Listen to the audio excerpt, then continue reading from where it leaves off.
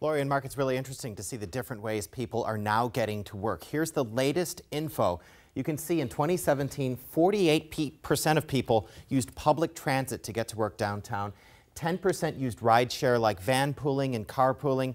8% walk, 3% ride their bike, and then down at the bottom, 25% of commuters still drive by themselves. But the city and its partners with this study point out that that figure here, 25%, is way less than the other modes of transportation combined. So a smaller, shrinking piece of that pie there. That's even as the number of downtown jobs have increased over the last several years. The drive alone rate, the number of people driving in a car by themselves, has steadily decreased, 25.4% there. So when you can see the other modes are still going up, transit, rideshare, walking, biking, other modes, and then driving alone is down. This is a study that was conducted mostly for people living in the downtown area, from about Pioneer Square up to First Hill, South Lake Union, Uptown, and then of course the downtown core there. So they sent out these surveys to people living, working in that area, asking them a lot of questions about how they get to work. Each day they would put a check mark next to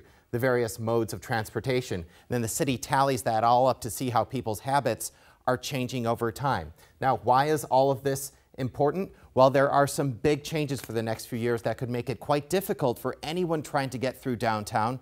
As the viaduct comes down, construction on Alaskan Way begins. There's also construction on the convention center, and the downtown transit tunnel will close to buses, forcing them up to surface streets, causing more congestion. Add in the Center City Connector streetcar construction, and many people are already rethinking how they get to and from work in this already jammed part of the city.